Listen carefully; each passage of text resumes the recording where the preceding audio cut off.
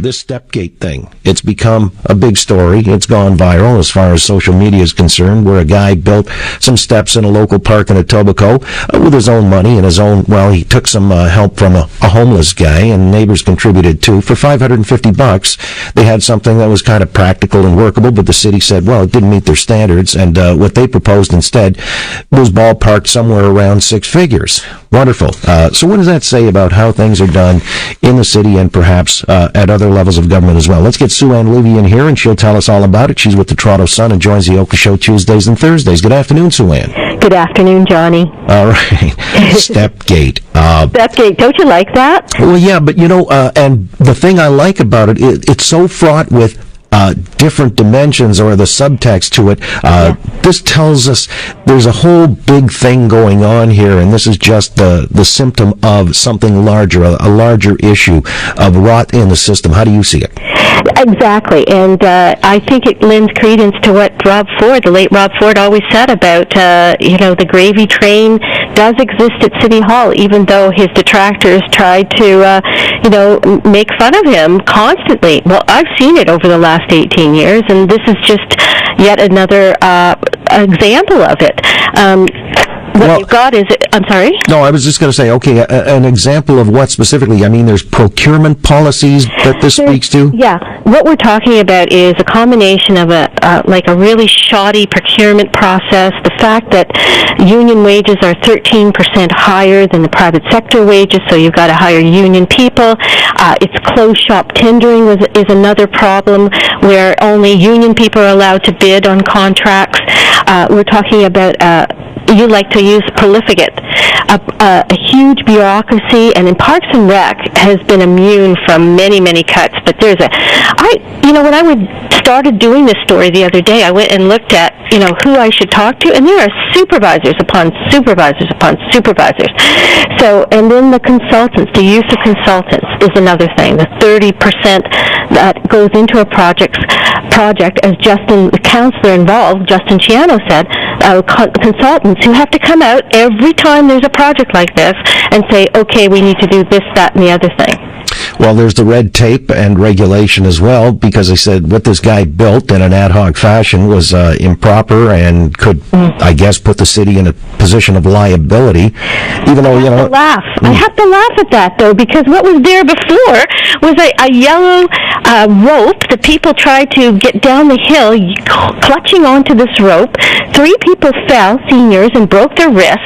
And the city it's a city park. They're just lucky. The city was just lucky that they weren't sued for that.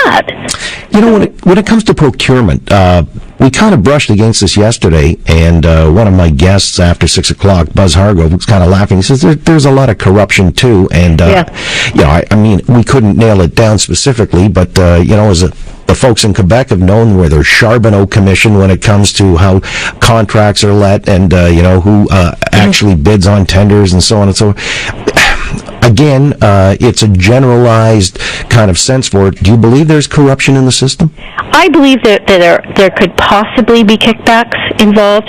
I do know with the construction contracts, with roads and sewers and bridges, I've talked to insiders who have said to me that contracts are automatically bumped up. They're increased by, say, 20%. The promise that people, these contractors will work from 7 a.m. to 11 p.m.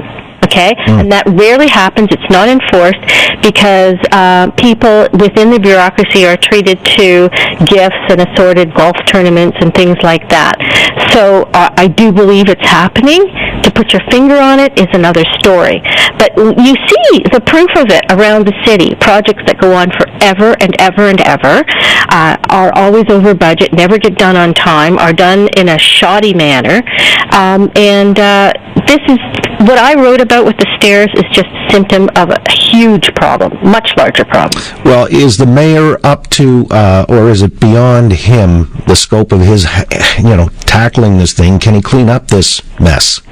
Well, the problem is that he's shown up to now that he is not I guess, willing to tackle the status quo. He talks a good game. He always talks a good game about, I have to look into this and that. You know, he's hired this chief transformation officer who's supposed to transform the processes and streamline this and that. But even yesterday when he talked about the stairs, he always goes and trusts what the staff say.